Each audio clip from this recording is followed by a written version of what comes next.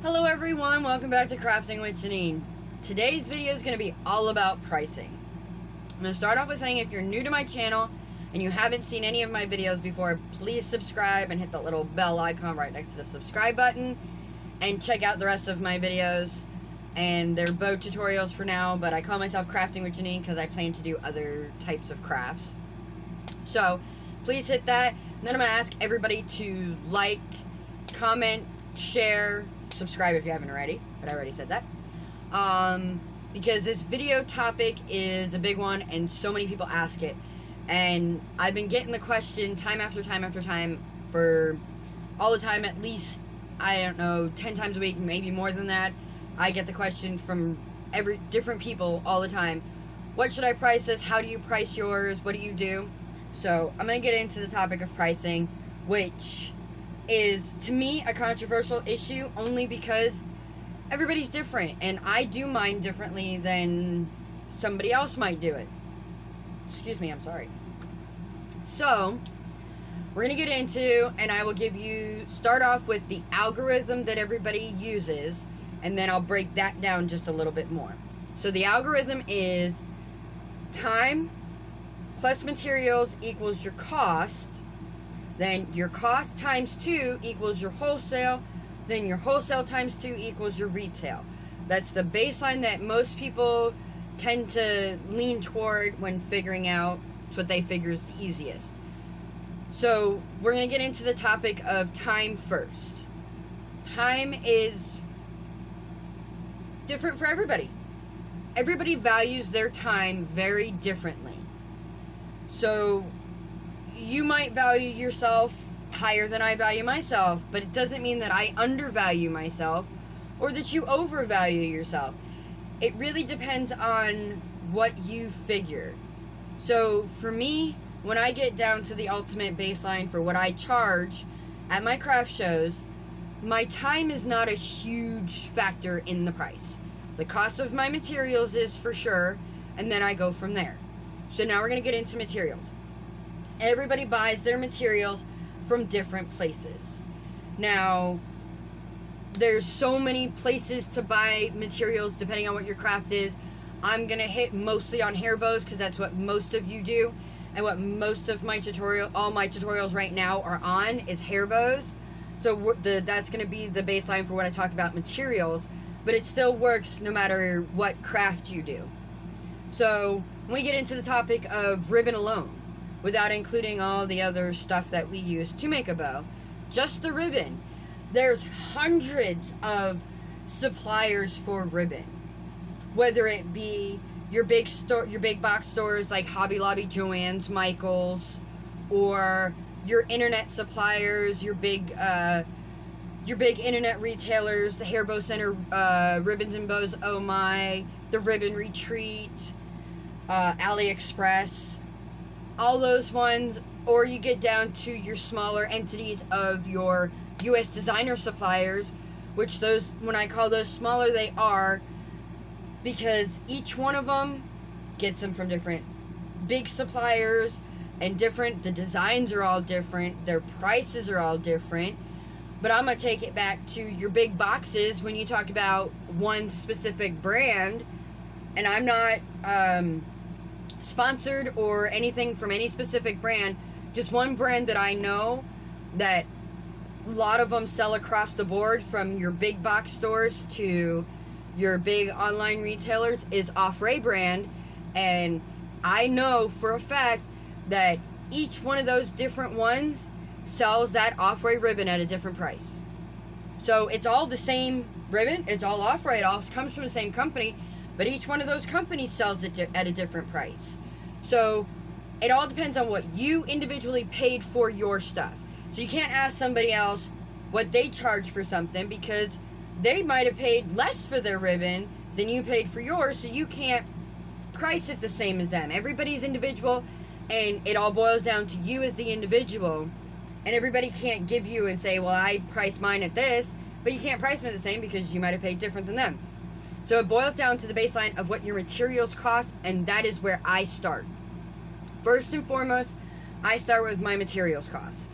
So one thing that I have figured and it was using US designer ribbon, which happens to be a little bit more expensive than other ribbons, but it's relative. So I figure in how much ribbon I get to make a bow. So what I do is, it's easiest if you have the baseline of how much you paid per yard for ribbon, because if you're ordering from the US designers, they're usually selling by the yard. Some of them sell by 3, 5, whatever, and then the roll or whatever. If you can break it down, the easiest way I can tell you is, if you buy by the yard, you take your price you paid per yard, divide that by 36, which is 36 inches in a yard. So you divide that by 36 and you get your price per inch. If you've bought by the roll, you want to take how much you paid for the roll, divide that by how many yards are in the roll, and then divide that price by 36, which will get your price per inch. So the one that I figured out, just as a baseline, just to give you the idea, was sorry, $1.50 a yard, and this is 3-inch ribbon. It's $1.50 a yard divided by 36 inches gets me 4 cents per inch. So then you take that, and then you figure in how many inches of ribbon you used for that bow. So what I do, and everything I'm telling you is what I personally do, so it's not law, this is just how it just seemed easier for me to figure it out. So what I do is, all my bows are broke down into inches. So whether it be a multiple part bow, or just one solid bow like a Twisted Boutique bow, or like a lot of my other ones where there's multiple pieces and I'm using multiple different pieces to create one bow, was this bow used a total of 117 inches. So I took that 117 inches and I times that by 4. So you might use different ribbons, and this, again, my way of doing it, how I do it, is if I'm using different ribbons and they came from different places and whatever, I always take when I figure the price is the most expensive one, and then everything falls into that category. So when I figured that out, 117 inches times 4 cents gets me $4.68. That's just the ribbon that I use to make the one bow. Then for that one, it's under that. To me, it's a very tedious task to break everything else down into its individual units. So I personally don't do that. If you want to get an exact of what everything was, go ahead. But like I said, for this particular bow, I used a more expensive ribbon, and I also used some cheaper ribbon. So everything for me equals itself out in the end. So there, I round up to the nearest dollar. So for this one, the cost of the bow is $5. That brings in the cost of the clip that I put on the bow, to the thread that I use, to my glue, to, if you want to figure in electricity, all that other little stuff that most people say that you have to add in there, all that stuff. Doing all that math is just too much work for me. I'm the creator. I just want to be able to create. I don't want to have to worry about all the other technical accounting stuff, as we'll put it. And that's just me personally. You do what you feel comfortable and what you want, because again, it boils down to you. I'm just giving you how I do it. So there. And then this is where I differ from other people, is if I were to take this particular bow and use this algorithm, and I didn't even factor like time, but again, when I have the range in there, some of my time gets factored in. And like when I go back to the point of time, me personally, I enjoy what I do. And when I got into this, crafting has always been a hobby of mine. So therefore, it's something I wanted to do. So my time is there, and I do take a little for time, but not a lot. And it's not that I undervalue myself at all. It's just that I love what I do. Honestly, I love it. I love being creative. I love taking different materials, putting them all together to create this amazing new thing using different materials, and I love to see the end result of my creation that came just from my brain. that I just saw something and said, ooh, I'm gonna do that, and then I did it, and the end result comes out exactly how I saw it in my brain. I enjoy that. So my cost is $5 for the bow. I take my cost, I times that by 2, that gives me $10 for wholesale. And then I take that and times it by 2, gives me $20 retail. To me, personally, once again, this is just me. You do you, and you do what you want to do. $20 seems real high for that one bow. It's just a personal feeling, and I do not feel comfortable charging $20. And if I was the consumer, I would not feel comfortable spending $20 on this one bow. So usually what I do is there's factors I consider. Once I've got my cost figured out and how much it costs me to make the bow, then I sit back and I think. And I'm like, well, what would I pay for that bow? And then that's where I get my price from. And it varies for bow, and most of the time, most of my time, my price for my bow is doubled, so it would be what most people consider wholesale. So essentially I'm selling everything at wholesale, but I'm still making money off of it. I'm not getting rich. Honestly, I didn't get into this to get rich. I just figured I could make my stuff, sell some of it, see it on other people, kind of makes me happy. The end result, seeing it on somebody, seeing somebody walk around. I do make cups too. Seeing somebody walk around with cup or that type of stuff. And I do these YouTube videos. My whole goal is just to help. Like, I saw so many people asking these questions, and I originally got into it because somebody said, how do you make this one bow? I posted a picture and it just went kind of crazy. And then everybody was like loving my video, so then I got into it to help. Over my years, and I've been doing bows for over 8+ years, but I have been crafting my entire life, that I have come up with my own somewhat unique way of doing things. And it might not be 100% unique, but it's just ways that over time I have thought of and been like, well, that's a cool way and that's a cool idea, but I could do it this way and it's so much easier for me. And that's what I show you, is what's easiest for me. So, and the same thing goes with how I price. So when I price it, I sit back and I think, what would I pay for it? And then that's how I get it. So, again, I'm going to say it again. It boils down to you as the individual, what you feel comfortable. Because, again, you can ask 100 people what they charge for this type of bow. You're probably going to get 100 different answers. Because not everybody's the same. And we all get our supplies in different places. Again, like I said, it all depends on where you order from, what your supplies cost. So somebody might say they charge $15 for this one bow because their materials were higher. Or they might say they only charge $6 for this one bow because their materials were a lot lower.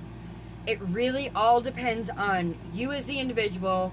Boils down to what did you pay for your materials, and then you go from there whichever way you want to do it. Whether you want to throw some of your time in there, factor in how long it took you to make that bow, then break down your time and add that in there, and then do the cost times 2 and then the wholesale times 2. Or you do it like I do it and just think, what would I pay? That's just it. And I know my way, some people might not like, because some say some of us undercut and undervalue, and that isn't my goal, is to undercut or undervalue or steal sales from anybody. Like I said, I do just craft shows, and it's because I like the interaction with the consumer, and I like talking with my customers, interacting with them, talking about my bows and all this other stuff. So it is fun for me to do craft shows. I find them fun. I am a people person, so I like to be around people. If you're an extreme introvert, then the online sales are you. It's not for me, because personally I think online's a flooded market with the amount of us bow makers out there. So I just stick to my craft shows, so that's why I price the way I do and I do what I do. Again, I enjoy what I do, so this is how I price. I hope this video is helpful to some, just to get the base idea on how you price, because again, like I said, to me it's a touchy subject because not everybody's going to agree. And I know that there's a lot of people out there who are not going to agree with me. And they're going to say that I'm 100% wrong because I disregard some parts of the pricing. But this is just me and this is how I do it. Once again, boils down to do you. You do you, you do what you feel is comfortable. If you want to charge $20 for a bow, charge $20 for a bow. You want to charge $10 for a bow, charge $10 for a bow. You want to charge $5 for a bow, charge $5 for a bow. Do you. Do not let anybody make you feel that your choices are wrong in any way, because your choices are your choices no matter what they are. And that's the best advice that I can give, is to do you as far as that. The materials, though, is the one that I would follow, because it's the easiest way to figure out what your actual cost is. Like I said, if you want to do more work into figuring out the price than I do, down to your individual clips, the individual amount of inches you use of thread, how many glue sticks, I don't even know how to figure out how much glue you would actually use. But if you want to nickel and dime that all the way down to the last penny to get your final cost, to know exactly what your cost is, you go ahead and do that. Me personally, it's too much accounting. I just don't care to do it, so I do it the way that I do it. I just hope that this video helps. And it doesn't matter, like I said, what your craft is. This doesn't just pertain to just hair bows. It goes across everything. The bows is just what I had as a baseline to give you an idea of where to start. The starting point, and then you go from there, because ultimately, again, it's you, and do you. I need a drink. So, again, I hope this helped and you guys enjoyed this video. Very different from most of my ones. You normally don't see my face, you just see my hands. So, hit a big thumbs up to me. And don't forget to subscribe if you haven't already. Please leave a comment and share this video to anywhere you think it'll be helpful. I don't know if there's anything else, because I think I talked about the pricing topic. I mean, again, touchy subject, but again, I hope this helped. And again, thumbs up. And as always, happy crafting!